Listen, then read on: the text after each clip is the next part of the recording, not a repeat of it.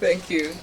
The hand of Muthenya wake wa mbere wabici-ini iria thukiirwo wira ta murugamiriri munene ruhonge-ini rwa SHA, Dr. MECY Mwangangi oigite ari na ucamba wa gukinyaniria mogaruruku matiganite niguo gutigirira mubango uyu ni wakinyaniria matanya maguo kuri muingi.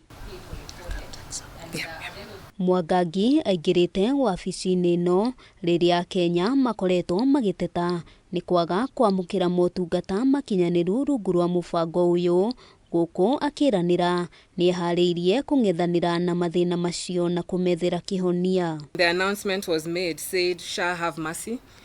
I'm here today to tell you SHA now has mercy. Aingirite wabici-ini na ciiraniro kiondo rita na atariirie undu wa mbere gukinyaniria ni gucokia mwihoko kuri AKENYA, guthomithia muingi bata wa gukorwo na mubango uyu o hamwe na guthikiriria mateta ma AKENYA, na undu uyu oigite ugukinyanira na njira ya kuiga maundu mothe utheri-ini. We've not engaged Kenyans appropriately.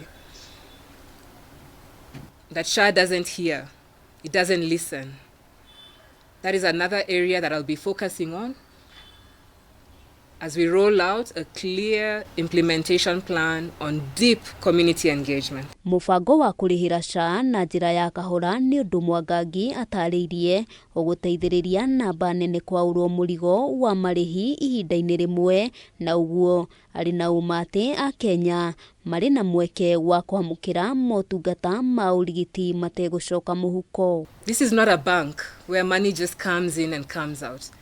It is money where each shilling is aiming to get a good health outcome for Kenyans. Ministry ya ugima wa mwiri hamwe noguo iranire kunyitanira na ruhonge rwa SHA niguo gutigirira mbeca cia Kenya ni ciahuthika na njira iria yagiriire hari kwamukira motungata makinyaniru ma urigiti. that when you are paying for that service is indeed of quality. That is the actual service SHA says that they will pay for.